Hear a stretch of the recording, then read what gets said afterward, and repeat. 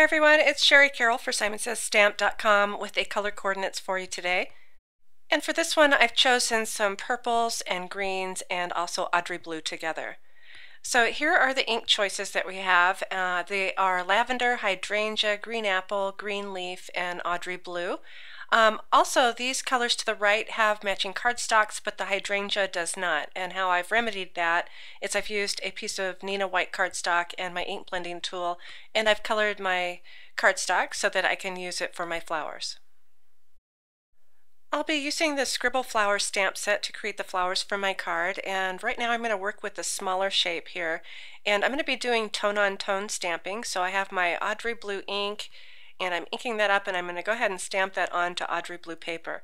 This will give me a little bit darker tone of that color, and I'll go ahead and let this really set in and dry. And to clean my stamp off, I'll be using the Simon Says Stamp Ultra Clean, which has a dauber top. So you just kind of wipe that around and grab a paper towel, and then you can wipe that off. Now that my stamp is clean, I'm using the lavender ink on lavender cardstock, and I'll stamp a couple of these, make sure that I get a really good image. And again, I'll let these sit and dry. I can use my heat tool to dry them off really well, because I'll be doing some white embossing when I'm done. For the leaves of my flowers, I'm using the green apple ink and also green apple cardstock, and I'm just stamping a few. And I'll probably just use two, but I like to have some extras just in case. I've done a little bit of card prep, so I've used a panel of fog cardstock and I've cut the large tag out of the cardstock. I've also cut some stems, and then I've mounted everything together. And I wanted to show you how I'm going to do this white embossing.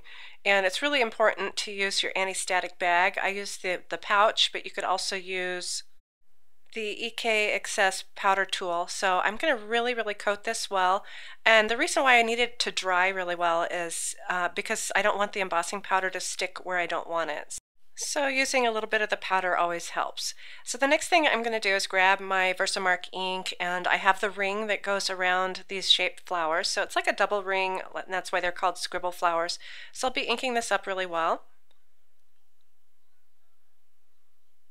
And once I'm ready, I can go ahead and just place that into the center of that cardstock. I'm going to give it a good push. I want a really nice line. It is kind of a fine line drawing.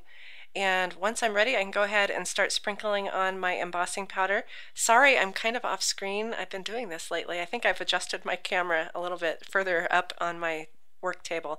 So I'm just sprinkling this with some white embossing powder. Now you can see that. And I'll grab my heat tool and go ahead and heat set this.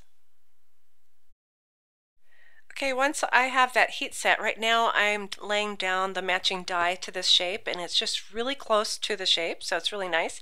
I'm also using like a post-it note type tape to hold that in place, and then I can run this through my die cut machine. For my greeting, I'm using the Many Thanks stamp set, and this has a really nice thank you in here, and I've just white embossed this onto some Audrey blue cardstock, and I've trimmed it out and added it to my card.